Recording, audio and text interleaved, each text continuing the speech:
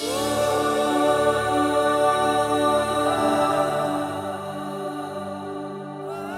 is the purpose of your life and the purpose of God's call and election in your life. This is the great promises in the Bible that God calls you to obtain His kingdom and glory. എനിക്കായൊരു ഭവനം ഉയരെ അങ്ങുയരെ ഒരുങ്ങിയിടുന്നു ദൈവസന്നിധിയിൽ. ദൈവത്തിൻ കയ്യാൽ നിർമ്മിതമാം ഭവനം ഒരുങ്ങിയിടുന്നു അങ്ങുയരെ. എനിക്കായൊരു ഭവനം ഉയരെ അങ്ങുയരെ ഒരുങ്ങിയിടുന്നു ദൈവസന്നിധിയിൽ. ദൈവത്തിൻ കയ്യാൽ നിർമ്മിതമാം ഭവനം ഒരുങ്ങിയിടുന്നു അങ്ങുയരെ. പതിനായിരങ്ങളിൽ സുന്ദരനെ ഞാൻ കാണുമേ, തേജോമയനാമൻ പിതാവിനെ ഞാൻ കാണുമേ. പതിനായിരങ്ങളിൽ സുന്ദരനെ ഞാൻ കാണുമേ, തേജോമയനാമൻ പിതാവിനെ ഞാൻ കാണുമേ.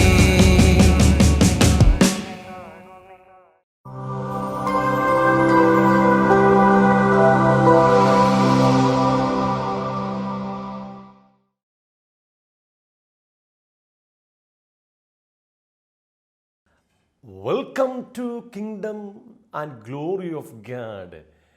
ദൈവരാജ്യത്തിലേക്കും അവൻ്റെ തേജസ്സിങ്കിലേക്കും എൻ്റെ എല്ലാ മാന്യ പ്രേക്ഷകർക്കും ഹാർദവമായ സ്വാഗതം. ദൈവം നമ്മെ സൃഷ്ടിച്ചിരിക്കുന്നത് അവൻ്റെ രാജ്യവും തേജസ്സും പ്രാപിക്കുവാൻ വേണ്ടിയാണ്. ദൈവരാജ്യം എന്നാൽ അർത്ഥമെന്താണ്? ദ ഗവൺമെൻറ് ഓഫ് ഗാഡ്, ദൈവത്തിൻ്റെ ഭരണം എന്നർത്ഥം. ദൈവരാജ്യത്തിൻ്റെ വ്യത്യസ്തമായ പ്രത്യക്ഷതകളെക്കുറിച്ച് വിശുദ്ധ വേദപുസ്തകം നമ്മെ പഠിപ്പിക്കുകയാണ്. ഒന്നാമതായി, ദൈവത്തിൻ്റെ രാജ്യം ഒരു വ്യക്തിയിൽ ആരംഭിക്കുന്നു. ഒരുവൻ തൻ്റെ സ്വയത്തിൻ്റെ ഭരണത്തെ നിഷേധിച്ച് യേശുക്രിസ്തുവിൻ്റെ കർത്തൃത്വത്തെ അംഗീകരിച്ച് ദൈവിക ഭരണത്തിങ്കിലേക്ക് മടങ്ങി വരുമ്പോൾ അവൻ ദൈവരാജ്യത്തിലായി, ദൈവരാജ്യം അവനിലുമായി. ഇപ്പോൾ അവൻ തന്നെ ദൈവത്തിൻ്റെ രാജ്യമാണ്. രണ്ടാമതായി, യേശുക്രിസ്തു ഈ ഭൂമിയിലേക്ക് മടങ്ങി വരുമ്പോൾ ഇന്ന് ഭൂമിയിലുള്ള എല്ലാ ഭരണങ്ങൾക്കും അധികാരങ്ങൾക്കും ശക്തികൾക്കും വാഴ്ചകൾക്കും കർത്തൃത്വങ്ങൾക്കും നീക്കം വരുത്തിയിട്ട് രാജ്യം, അതായത് ഭൂമിയുടെ ഭരണം, പിതാവാം ദൈവത്തെ തിരികെ ഏൽപ്പിച്ച് ഈ ഭൂമിയുടെ മുഖച്ഛായ തന്നെ മാറ്റി ഇതിനെ നവീകരിച്ച് 1000 വർഷത്തേക്ക് തൻ്റെ ഭരണം ഭൂമിയിൽ ആരംഭിക്കുമ്പോൾ ദൈവരാജ്യം ആക്ഷരികമായി ഈ ഭൂമിയിൽ പ്രത്യക്ഷമാകും. തൻ്റെ 1000 വർഷത്തെ ഭരണത്തിന് ശേഷം വർത്തമാനകാല ആകാശത്തെയും ഭൂമിയെയും നീക്കം ചെയ്ത് ഒരു പുതിയ ഭൂമിയും ആകാശവും സൃഷ്ടിച്ച് ദൈവം താൻ ശില്പിയായി നിർമ്മിച്ചതും സ്ഥിരവുമായിരിക്കുന്ന പുതിയ ജെറുസലേം എന്ന വിശുദ്ധ നഗരം സ്ഥാപിച്ച് ദൈവവും മനുഷ്യനും ഒരുമിച്ച് വാസം ആരംഭിക്കുമ്പോൾ നിത്യരാജ്യം സമ്പൂർണമായി പ്രത്യക്ഷമാകും. ദൈവം നമ്മെ സൃഷ്ടിച്ചിരിക്കുന്നത് അവൻ്റെ തേജസ്സും പ്രാപിക്കുവാൻ വേണ്ടിയാണ്. ദൈവ തേജസ് എന്നാൽ അർത്ഥമെന്താണ്? വിശുദ്ധ വേദപുസ്തക ചരിത്രത്തിൽ ഒരു മനുഷ്യൻ്റെ ഇന്ദ്രിയങ്ങൾക്ക് പ്രാപ്യമായ അളവിൽ ദൈവം തന്നെ വെളിപ്പെടുത്തിയപ്പോൾ ആ ദൈവീക പ്രത്യക്ഷതയ്ക്ക് പറഞ്ഞിരുന്ന പേരാണ് ദൈവ തേജസ്. ദർശനീയവും സ്പർശനീയവും ശ്രവണീയവുമായ ദൈവ സാന്നിധ്യമാണ് ദൈവ തേജസ്. The glory of God means the visible, tangible and the audible presence of God. ദൈവജീവൻ്റെ സമ്പൂർണമായ പ്രകടീകരണമാണ് അവൻ്റെ തേജസ്. ദൈവത്തിൻ്റെ തേജസ് എന്ന് പറഞ്ഞാൽ ദൈവം തന്നെയാണ്. ഒരു ദൈവ പൈതലിൻ്റെ യഥാർത്ഥമായ അവകാശവും അനുഗ്രഹവും ഈ ഭൂമിയിലുള്ള യാതൊരു നന്മകളുമല്ല. സ്വർഗത്തിൽ ലഭിക്കുവാനിരിക്കുന്ന സവിശേഷമേറിയ പ്രതിഫലങ്ങളും പുതിയ ജെറുസലേമിൽ പ്രാപിക്കുവാൻ പോകുന്ന മനോഹരമേറിയ പാർപ്പിടങ്ങളും അവൻ്റെ യഥാർത്ഥ അവകാശമോ അനുഗ്രഹമോ അല്ല. ഒരു ദൈവ പൈതലിൻ്റെ യഥാർത്ഥമായ അവകാശവും അനുഗ്രഹവും സ്വർഗത്തിലെ പിതാവാം ദൈവമാണ്, അവൻ്റെ തേജസ്സാണ്. വിശുദ്ധ വേദപുസ്തകത്തിലെ മറ്റെല്ലാ ഉപദേശങ്ങളും വെളിപ്പെടുത്തിയിരിക്കുന്നത് ദൈവരാജ്യത്തിൻ്റെയും ദൈവ തേജസ്സിൻ്റെയും വെളിപാടുകളെ അടിസ്ഥാനമാക്കിയാണ്. വീണ്ടും നിങ്ങൾക്കെല്ലാവർക്കും ദൈവരാജ്യത്തിലേക്കും അവൻ്റെ തേജസ്സെങ്കിലേക്കും ഹാർദവമായ സ്വാഗതം. കഴിഞ്ഞ 80 എപ്പിസോഡുകളിലായി നാം പഠിച്ചുകൊണ്ടിരിക്കുന്നത് the importance of the word of God, ദൈവവചനത്തിൻ്റെ പ്രാധാന്യം എന്ന വിഷയത്തെക്കുറിച്ചാണ്. ദൈവവചനത്തിൻ്റെ ഏറ്റവും വലിയ പ്രാധാന്യം തിരിച്ചറിയണമെങ്കിൽ മനുഷ്യവർഗത്തിൻ്റെ ഏറ്റവും അടിസ്ഥാനപരമായ പ്രശ്നങ്ങൾ എന്താണെന്ന് നമുക്ക് വ്യക്തമായ ബോധ്യമുണ്ടായിരിക്കണം. മനുഷ്യൻ ദൈവത്തിൻ്റെ നിയമങ്ങൾ ലംഘിച്ച് ദൈവത്തിനെതിരെ പാപം ചെയ്ത് നിത്യമരണമെന്ന ശിക്ഷയ്ക്കായി വിധിക്കപ്പെട്ടിരിക്കുകയാണ്. പിതാവാം ദൈവത്തിൻ്റെ സാന്നിധ്യത്തിൽ നിന്നുള്ള നിത്യമായ വേർപാടും ദൈവജീവൻ അനുഭവിക്കുവാൻ കഴിയാത്ത അവസ്ഥയ്ക്കാണ് നിത്യമരണമെന്ന് വിശുദ്ധ വേദപുസ്തകം പഠിപ്പിക്കുന്നത്. ദൈവജീവൻ്റെ പൂർണ്ണതയായ തേജസ് കൂടാതെ മനുഷ്യൻ അപൂർണനാണ്. ദൈവം തൻ്റെ ജീവൻ്റെ പൂർണ്ണതയായ തേജസ്സിനാൽ ഒരു മനുഷ്യൻ്റെ ആത്മാവിൽ നിറയുന്നില്ലെങ്കിൽ അവൻ ആത്മാവിൽ ദരിദ്രനാണ്. ദൈവം തൻ്റെ ജീവൻ്റെ പൂർണ്ണതയായ തേജസ്സിനാൽ ഒരു മനുഷ്യൻ്റെ പ്രാണനിൽ ഹൃദയത്തിൽ നിറയുന്നില്ലെങ്കിൽ അവൻ്റെ ഹൃദയത്തിൽ തകർച്ചകളുണ്ട്, മുറിവുകളുണ്ട്. ഭയം, ദുഃഖം, നിരാശ തുടങ്ങി സകലവിധ നിഷേധാത്മക വികാരങ്ങളാലും അവൻ്റെ ഹൃദയം നിറഞ്ഞിരിക്കും. ദൈവം തൻ്റെ ജീവൻ്റെ പൂർണ്ണതയായ തേജസ്സിനാൽ ഒരു മനുഷ്യൻ്റെ ശരീരത്തിൽ നിറയുന്നില്ലെങ്കിൽ അവൻ്റെ ശരീരത്തിൽ ദ്രവത്വമുണ്ട്, രോഗമുണ്ട്, മരണമുണ്ട്. ദൈവം തൻ്റെ ഏകജാതനായ പുത്രൻ യേശുക്രിസ്തുവിനെ മനുഷ്യവർഗത്തിൻ്റെ പകരക്കാരനായി ഭൂമിയിലേക്ക് അയച്ച് അവൻ്റെ ക്രൂശുമരണം മുഖാന്തരം മനുഷ്യവർഗത്തിൻ്റെ പാപങ്ങൾക്ക് പരിഹാരം വരുത്തി പാപത്തിൻ്റെ ശിക്ഷയായ നിത്യമരണത്തിൽ നിന്നും അവരെ രക്ഷിച്ച് തൻ്റെ ജീവനെയും ആത്മാവിനെയും അവർക്ക് ദാനമായി കൊടുത്തിരിക്കുകയാണ്. ഇപ്പോൾ യേശുവിൽ വിശ്വസിക്കുന്ന ഒരുവൻ്റെ ആത്മാവിലേക്ക് ദൈവത്തിൻ്റെ ജീവനും ആത്മാവും പ്രവേശിച്ച് അവനെ ദൈവത്തിൽ നിന്നും ജനിപ്പിച്ച് ദൈവത്തിൻ്റെ മകനാക്കി തീർത്തിരിക്കുന്നു. ഇനി ഓരോ നിമിഷവും ദൈവജീവൻ്റെ സമൃദ്ധിയിലേക്ക് അവനൊരു വളർച്ചയുണ്ട്.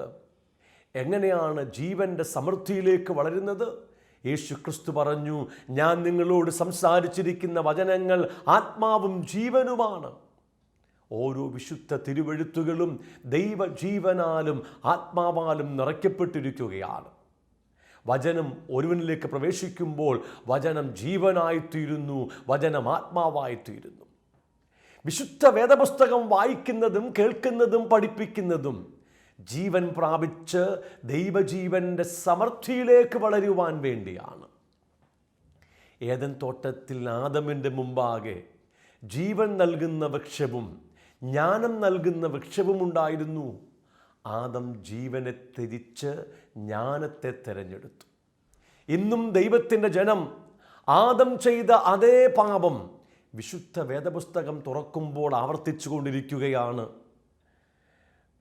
വിശുദ്ധ വേദപുസ്തകം വായിക്കുന്നത് ജീവൻ പ്രാപിക്കുവാൻ വേണ്ടിയാണോ അതോ കേവലം ജ്ഞാനം പ്രാപിക്കുവാൻ വേണ്ടിയാണോ? സദൃശ്യവാക്യങ്ങളുടെ പുസ്തകം 4-ാം അധ്യായം 20-ാം വാക്യം തുടങ്ങിയാണ് നാം പഠിച്ചുകൊണ്ടിരിക്കുന്നത്. ദൈവവചനങ്ങൾക്ക് ഏറെ ശ്രദ്ധ കൊടുക്കണം. വചനം നിരന്തരം വായിക്കണം, ധ്യാനിക്കണം, ഹൃദയത്തിൻ്റെ നടുവിൽ അവയെ സൂക്ഷിച്ചു വെക്കണം. യേശു കർത്താവ് പറഞ്ഞു, നിങ്ങൾ കേൾക്കുന്നത് എന്തെന്ന് സൂക്ഷിക്കണം. നാം എന്താണ് കേൾക്കേണ്ടത്? ജീവൻ്റെ സമൃദ്ധിയിലേക്ക്, ആത്മീക അഭിവൃദ്ധിയിലേക്ക് നമ്മെ വളർത്തിയെടുക്കുന്ന, ക്രിസ്തു എന്ന തലയോളം സകലത്തിലും വളരുവാൻ നമ്മെ സഹായിക്കുന്ന, തികഞ്ഞ പുരുഷത്വത്തിലേക്ക്, ക്രിസ്തുവിൻ്റെ സമ്പൂർണതയായ പ്രായത്തിൻ്റെ അളവ് പ്രാപിക്കുവോളം വളർത്തിയെടുക്കുന്ന, ദൈവത്തിൻ്റെ എല്ലാ നിറവോളം നിറഞ്ഞു വരുവാൻ നമ്മെ സഹായിക്കുന്ന, മനസ്സ് പുതുക്കി രൂപാന്തരപ്പെടുവാൻ നമ്മെ സഹായിക്കുന്ന, സ്വയത്തെ ത്യജിച്ച് താൻ്റെ ക്രൂശെടുത്തുകൊണ്ട് സമ്പൂർണ്ണ സമർപ്പണത്തിൽ യേശുക്രിസ്തുവിനെ അനുഗമിക്കുവാൻ നമ്മെ സഹായിക്കുന്ന, ആത്മദേഹി ദേഹത്തിൻ്റെ സമ്പൂർണ്ണ വിശുദ്ധീകരണം സാധ്യമാക്കുന്ന, പാപത്തിൻ്റെ മീതെ, ജഡത്തിൻ്റെയും ലോകത്തിൻ്റെയും മോഹങ്ങളുടെ മീതെ, പിശാചിൻ്റെ സകല തന്ത്രങ്ങളുടെയും പരീക്ഷകളുടെ മീതെ ജയാളികളാക്കി തീർത്ത് യേശുക്രിസ്തുവിൻ്റെ സ്വരൂപത്തോട് അനുരൂപരാക്കി തീർക്കുവാൻ ശക്തിയുള്ള ദൈവത്തിൻ്റെ വചനങ്ങൾക്ക് നാം ഏറെ പ്രാധാന്യം കൊടുക്കേണ്ടതാണ്. 4-ാം അധ്യായം 22-ാം വാക്യം നാം പഠിച്ചുകൊണ്ടിരിക്കുന്നത്, അവയെ കിട്ടുന്നവർക്ക്, അതായത് ദൈവത്തിൻ്റെ വചനത്തെ കിട്ടുന്നവർക്ക് അവ ജീവനും സർവ്വദേഹത്തിനും സൗഖ്യവുമായി തീരുകയാണ്. എങ്ങനെയാണ് ദൈവത്തിൻ്റെ വചനം നമുക്ക് ലഭ്യമാകുന്നത്? ഇതിനെക്കുറിച്ചുള്ള 8 പ്രധാനമായിരിക്കുന്ന പോയിൻറ്റ്സുകൾ നാം പഠിച്ചുകൊണ്ടിരിക്കുകയാണ്. ഒന്നാമത്തേത്, ജ്ഞാനത്തിൻ്റെയും വെളിപാടിൻ്റെയും ആത്മാവിനെ നമ്മുടെ ഹൃദയത്തിലും ബുദ്ധിയിലും സ്വതന്ത്രമാക്കുക എന്ന വിഷയമാണ്. പരിശുദ്ധാത്മാവാണ് വചനം നമ്മെ പഠിപ്പിക്കുന്നത്. നമ്മുടെ മാനുഷിക ബുദ്ധിയിൽ ആത്മീയ സത്യങ്ങൾ സ്വീകരിക്കുന്നതിൽ പരിമിതികളുണ്ട്. എന്നാൽ ദൈവം തൻ്റെ ആത്മാവിനെ നമ്മിലേക്ക് പകർന്ന് നമ്മുടെ ഹൃദയത്തെയും ബുദ്ധിയുമൊക്കെ പ്രകാശിപ്പിച്ച് വചനം നമുക്ക് വെളിപ്പെടുത്തി തരുകയാണ്. പരിശുദ്ധാത്മാവാണ് നമുക്ക് വചനം വെളിപ്പെടുത്തുന്നത്. അവനാണ് നമ്മെ വചനം പഠിപ്പിക്കുന്നത്. യോഹന്നാൻ്റെ സുവിശേഷം 16-ാം അധ്യായം 12-ഉം 13-ഉം വാക്യങ്ങൾ ഞാൻ നിങ്ങളെ വായിച്ചു കേൾപ്പിക്കാം. യേശു പറയുകയാണ്, ഇനിയും വളരെ നിങ്ങളോട് പറവാനുണ്ട്, എന്നാൽ നിങ്ങൾക്ക് ഇപ്പോൾ വഹിപ്പാൻ കഴിവില്ല. കഴിഞ്ഞ 3.5 വർഷക്കാലമായി എല്ലാ ദിവസവും എല്ലാ നേരത്തും വഴിയാത്രകളിലും ബോട്ട് യാത്രകളിലും ചന്തസ്ഥലങ്ങളിലും സിനഗോഗുകളിലും ജെറുസലേം ദേവാലയത്തിലും വീടുകളിലും ഒരുപോലെ യേശു കർത്താവ് തൻ്റെ ശിഷ്യന്മാരെയും തൻ്റെ അടുക്കൽ വന്ന ജനത്തെയും ദൈവവചനം പഠിപ്പിച്ചുകൊണ്ടിരിക്കുകയാണ്. നിത്യരാജ്യത്തെക്കുറിച്ച്, വരുവാനുള്ള ഭാവി ലോകത്തെക്കുറിച്ച്, നിത്യരക്ഷയെക്കുറിച്ച്, നിത്യജീവനെക്കുറിച്ച് അവൻ നിരന്തരമായി പഠിപ്പിച്ചുകൊണ്ടിരിക്കുകയാണ്. ഇപ്പോൾ തൻ്റെ ജീവിതത്തിൻ്റെ ശുശ്രൂഷയുടെ അവസാന കാലഘട്ടം വന്നിരിക്കുക. തൻ ശിഷ്യന്മാരോട് പറയുകയാണ്, ഇനിയും എനിക്ക് വളരെ കാര്യങ്ങൾ നിങ്ങളോട് പറവാനുണ്ട്, എന്നാൽ നിങ്ങൾക്ക് ഇപ്പോൾ വഹിപ്പാൻ കഴിവില്ല. യഥാർത്ഥം ദൈവത്തെക്കുറിച്ചുള്ളത്, ദൈവിക കൽപ്പനകൾ, ആത്മീയ സത്യങ്ങൾ, വരുവാനുള്ള ലോകത്തെക്കുറിച്ചും നിത്യ തേജസ്സിനെക്കുറിച്ചുമൊക്കെ തനിക്ക് ഇനിയും അവരോട് വളരെ പറവാൻ വേണ്ടിയുണ്ട്.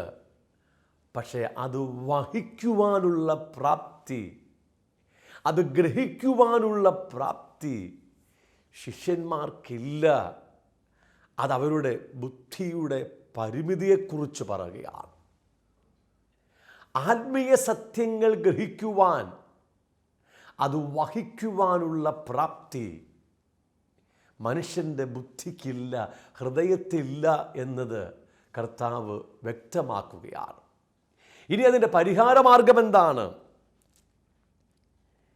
വാക്യം 13, സത്യത്തിൻ്റെ ആത്മാവ് വരുമ്പോഴോ അവൻ നിങ്ങളെ സകല സത്യത്തിലും വഴി നടത്തും.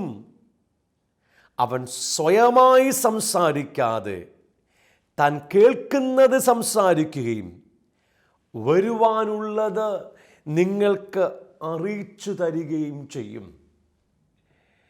എങ്ങനെയാണ് നമുക്ക് ദൈവത്തിൻ്റെ വചനം സ്വീകരിപ്പാൻ കഴിയുന്നത്? വചനം നമുക്ക് എങ്ങനെയാണ് കിട്ടുന്നത്? എങ്ങനെയാണ് ജീവനായിത്തീരുന്നത്? അത് പരിശുദ്ധാത്മാവിൻ്റെ മാത്രം ശുശ്രൂഷയാണ്. സത്യത്തിൻ്റെ ആത്മാവ്, അവൻ്റെ പേര് തന്നെ സത്യത്തിൻ്റെ ആത്മാവെന്നാണ്. സത്യം എന്നത് ദൈവമാണ്, ദൈവത്തിൻ്റെ വചനമാണ്. നിത്യരക്ഷയെക്കുറിച്ചുള്ള, നിത്യജീവനെക്കുറിച്ചുള്ള, നിത്യരാജ്യത്തെക്കുറിച്ചുള്ള ദൈവത്തിൻ്റെ ഉപദേശമാണ്, പഠിപ്പിക്കലുകളാണ് സത്യം. അത് നൽകുന്ന ആത്മാവാണ് ദൈവത്തിൻ്റെ പരിശുദ്ധാത്മാവായ സത്യത്തിൻ്റെ ആത്മാവ്. സത്യത്തിൻ്റെ ആത്മാവ് വരുമ്പോഴോ അവൻ നിങ്ങളെ സകല സത്യത്തിലും വഴി നടത്തും. പരിശുദ്ധാത്മാവ്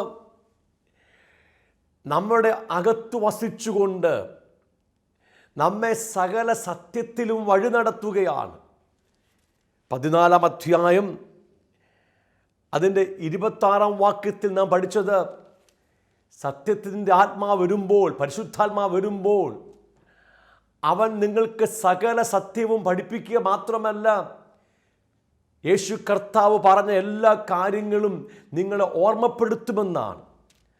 അങ്ങനെ പരിശുദ്ധാത്മാവ് ശിഷ്യന്മാരെ യേശു കർത്താവ് പറഞ്ഞ കാര്യങ്ങൾ ഓർമ്മപ്പെടുത്തിയത് കൊണ്ടാണ് നമുക്ക് 4 സുവിശേഷങ്ങൾ ലഭിച്ചത്.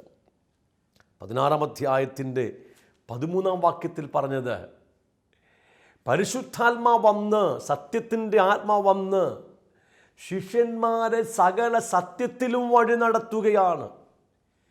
യേശു കർത്താവ് പറഞ്ഞ് അവസാനിപ്പിച്ചത്, അവിടെ നിന്നും ആത്മാവ് ശിഷ്യന്മാരെ പഠിപ്പിക്കുവാൻ തുടങ്ങുകയാണ്.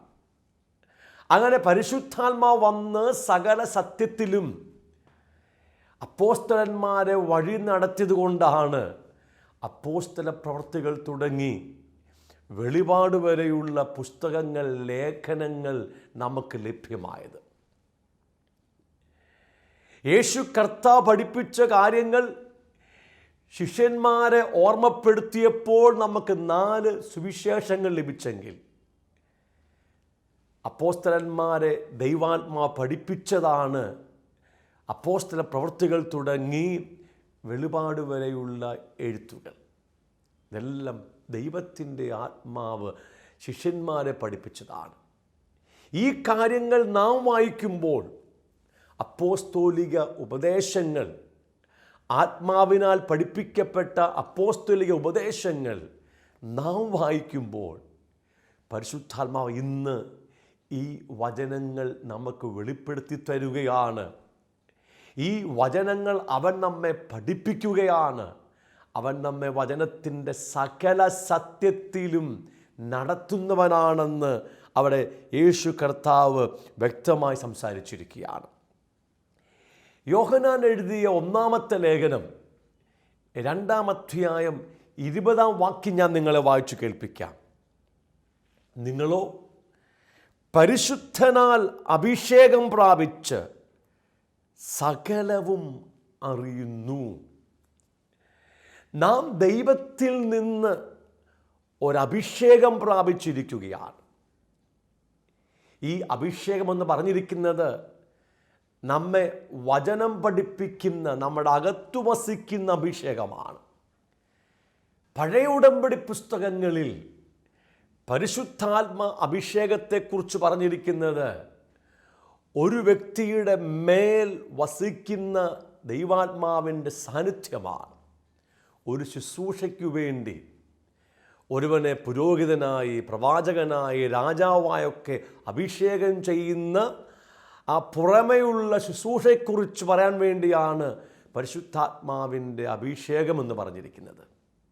പുതിയ ഉടമ്പടിയിലും യേശുവിനെ സ്വീകരിച്ച ഒരു വ്യക്തിയുടെ മീതെ ആത്മാവ് വാസം ചെയ്യുന്നു.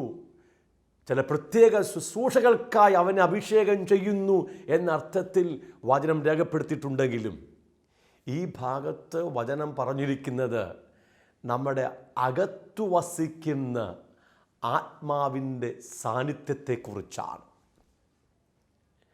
പരിശുദ്ധാത്മാവ് യേശുവിനെ സ്വീകരിക്കുന്ന ഒരു വ്യക്തിയുടെ മേൽ വസിക്കുക മാത്രമല്ല, അവന് അഭിഷേകം ചെയ്ത് അവന് ശക്തി കൊടുത്ത് ദൈവരാജ്യത്തിൻ്റെ പ്രകൃത്യാതീതമായ ശുശ്രൂഷകൾ അവനിലൂടെ നിവർത്തിക്കുക മാത്രമല്ല, പിന്നെയോ അവൻ്റെ അകത്തു വസിച്ച് അകത്തു താമസിച്ചുകൊണ്ട് സകല സത്യത്തിലും അവനെ വഴി നടത്തുകയാണ്. അങ്ങനെ പരിശുദ്ധാത്മാവ് അകത്തു വസിക്കുന്ന ഓരോ വ്യക്തികളും അവനാൽ പ്രാപിച്ച അഭിഷേകത്താൽ സകലവും അറിയുന്നവരാണ്. എങ്ങനെയാണ് ഈ സകലവും അറിയുന്നത്? ബുദ്ധിപരമായ അറിവിനെക്കുറിച്ചല്ല ഈ പറയുന്നത്. വിശുദ്ധ വേദപുസ്തകം കാണാതെ പഠിക്കുന്ന കാര്യമല്ല പറയുന്നത്. രക്ഷിക്കപ്പെട്ട നിങ്ങളുടെ ആത്മാവിൽ പരിശുദ്ധാത്മാ വാസം ചെയ്യുകയാണ്. പരിശുദ്ധാത്മാവ് എല്ലായ്പ്പോഴും തൻ്റെ സാന്നിധ്യം കൊണ്ട് നമ്മുടെ ഹൃദയത്തെ നിറയ്ക്കുകയാണ്. പരിശുദ്ധാത്മാവിൻ്റെ സാന്നിധ്യം നമ്മുടെ ഹൃദയത്തിൽ നിറയുമ്പോൾ നാം അവനെ അനുഭവിക്കുകയാണ്. അകമയുള്ള അവൻ്റെ അഭിഷേകത്തെ അനുഭവിക്കുകയാണ്. അങ്ങനെ ആത്മനിറവിൽ ജീവിക്കുന്ന സകല വ്യക്തികളുടെ ഹൃദയത്തിലും ദൈവികമായ പരിജ്ഞാനമുണ്ടാകും. ആ ദൈവ സാന്നിധ്യം, ആത്മസാന്നിധ്യം അവൻ്റെ ഹൃദയത്തിലും അവൻ്റെ ബുദ്ധിയിലും അവൻ്റെ ചിന്തയിലുമൊക്കെ നിറയുമ്പോൾ ദൈവിക ആലോചനകൾ, ദൈവിക ചിന്തകൾ, ആത്മീക രഹസ്യങ്ങൾ അവൻ്റെ ഹൃദയത്തിലേക്കും ബുദ്ധിയിലേക്കും പകരപ്പെടുകയാണ്.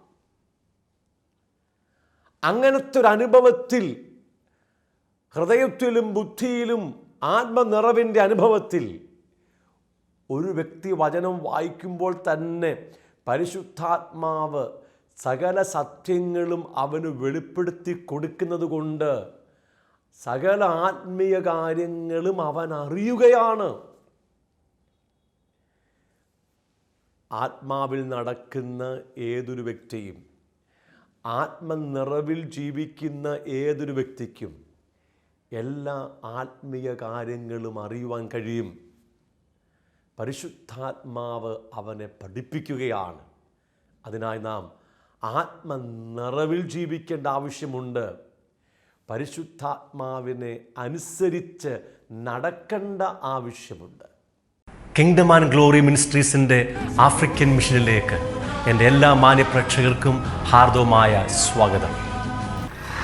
ആഫ്രിക്കയുടെ മിക്ക രാജ്യങ്ങളിലും തുടരുന്ന ആഭ്യന്തര യുദ്ധങ്ങളിൽ നിന്നും അഭയാർത്ഥികളായി യുഗാണ്ടയിൽ ജീവിക്കുന്ന 40 ലക്ഷത്തിലധികം വരുന്ന ജനങ്ങളുടെ മധ്യത്തിലാണ് നമ്മുടെ പ്രവർത്തനങ്ങൾ ഇപ്പോൾ നടന്നുകൊണ്ടിരിക്കുന്നത്.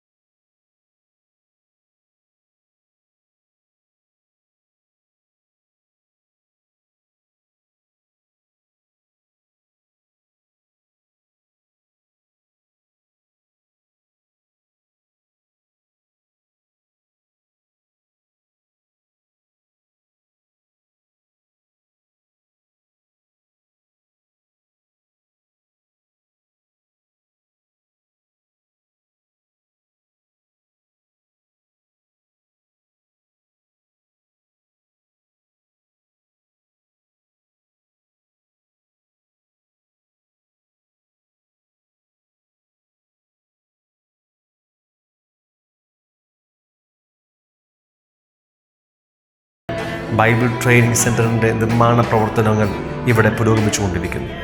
അനാഥരും ശാരീരിക വൈകല്യങ്ങളുമുള്ള കുഞ്ഞുങ്ങൾക്ക് വേണ്ടി ഒരു ബോർഡിംഗ് സ്കൂൾ, ഒരു കുഴൽക്കിണർ നിർമ്മാണ യൂണിറ്റ്, മൊബൈൽ മെഡിക്കൽ യൂണിറ്റ് തുടങ്ങിയവ ആരംഭിക്കുവാനുള്ള ഒരുക്കത്തിലാണ് നമ്മൾ.